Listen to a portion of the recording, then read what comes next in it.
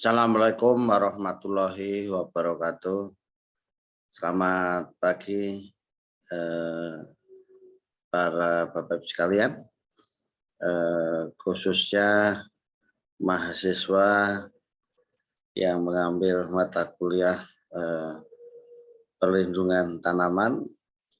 Kali ini kita akan membahas eh, penggunaan pestisida khususnya di perkebunan kelapa sawit. Apakah plus minusnya, kemudian apa perlu kita ketahui supaya mendapat hasil budidaya yang optimal tentunya. Jadi adik-adik sekalian, bahwa dalam PHT pengendalian hama terpadu itu pengendalian kimiawi atau dengan penggunaan pestisida itu diharapkan menjadi pilihan terakhir. Jika ada teknik yang lain, gunakanlah teknik-tekniknya itu, terutama pengendalian hayati yang lebih ramah lingkungan, kemudian aman bagi lingkungan tentunya. Tetapi dalam prakteknya banyak para pekebun itu maunya instan, cepat saja. Nah, salah satu yang cepat adalah penggunaan pestisida. Apakah ini juga secara realita memang sering dipakai? Jadi pertanyaannya seperti yang ada di judul, mungkinkah perkebunan kelapa sawit bebas pestisida? Ini mungkinkah? Meskipun tidak diharapkan menggunakan pestisida itu boleh, tapi merupakan pilihan terakhir. Oke, kita mulai diskusi kita ini perkembangan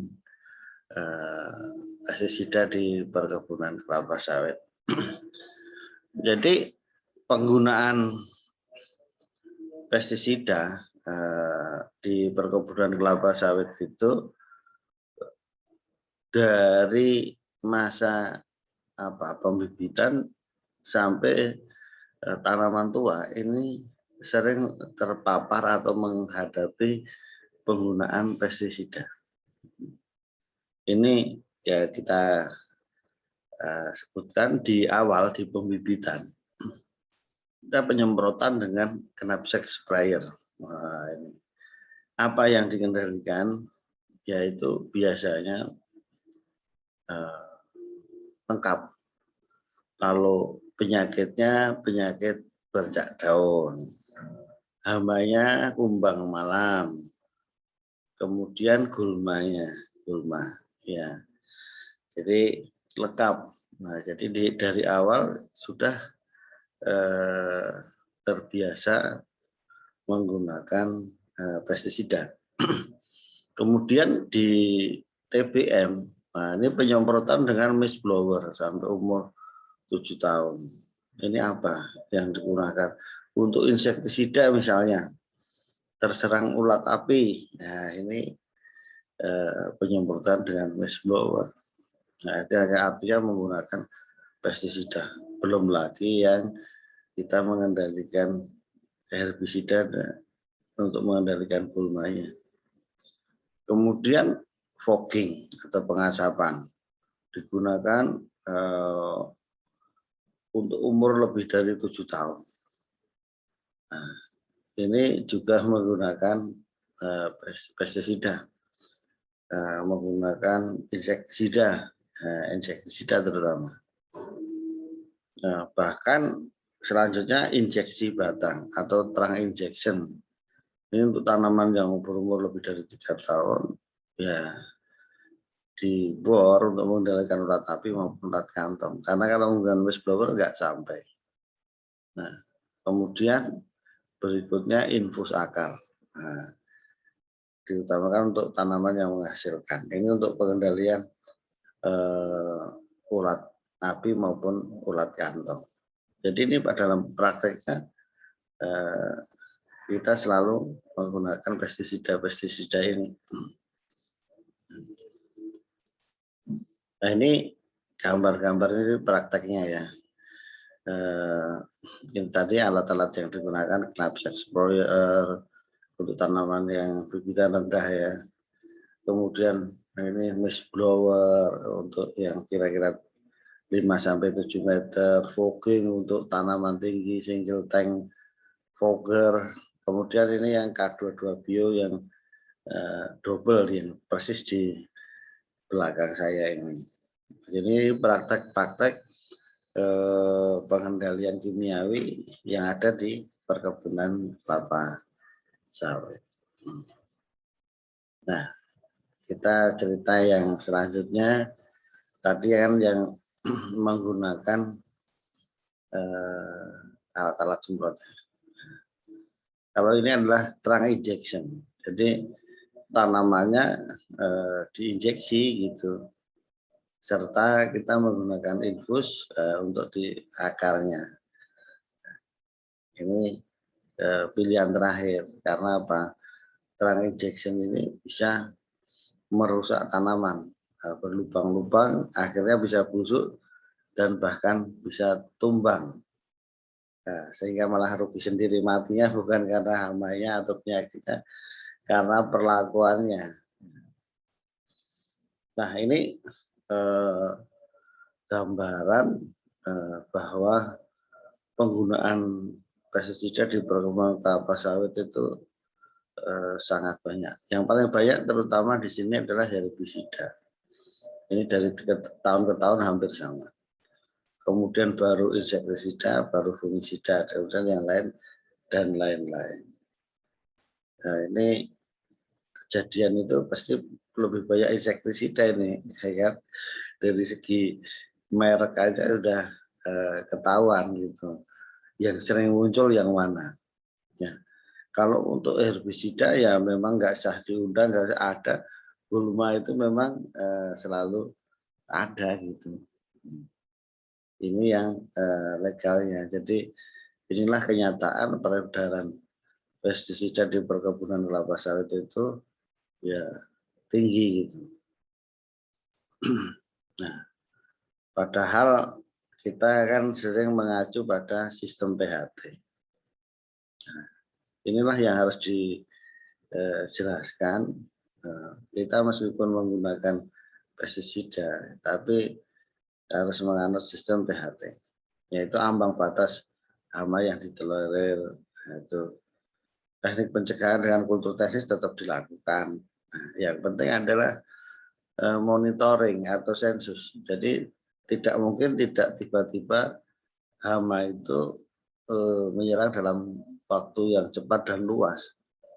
Nah, mestinya dari awal. Oleh karena itu early warning system monitoring ini sangat perlu. Kemudian lakukan pengendalian mekanik dululah kalau bisa. Kemudian biar secara sustainable menggunakan pengendalian biologi. Dan baru terakhir inilah aksi terakhir baru pengendalian kimiawi. Ini yang kita harapkan bahwa di semua ekosistem pertanian termasuk perkebunan kelapa sawit itu kendalikan dengan kimiawi. Nah, ini jadi dalam PHT bagaimana aplikasinya? Aplikasinya bagaimana? Itu seperti yang sudah kita sarankan, kan di situ ada ambang ekonominya. Ya, jadi ambang ekonominya kalau sedang di bawah ambang, seiring berjalannya waktu ya kita harus proaktif mengendalikan. Nah, mengendalikannya dengan apa? Dengan pengendalian biologi, pengendalian hayati supaya berjalan dengan bagus, tetap di bawah, terus di bawah garis ambang. Nah, berikutnya jika pada suatu saat, inilah gunanya monitoring, pada suatu saat itu di atas ambang ekonomi harus dapat diambil tindakan, ambang tindakannya. Kita harus reaktif dan biasanya menggunakan yang cepat itu menggunakan kimiawi atau pestisida. Inilah acuan kita menggunakan pestisida. Jika di atas ambang ekonomi atau ambang tindakannya, baru kita reaktif menggunakan pengendalian kimiawi atau pestisida. Nah, ini kan tujuannya tadi menekan OPT di batas ambang menggunakan kimiawi tadi.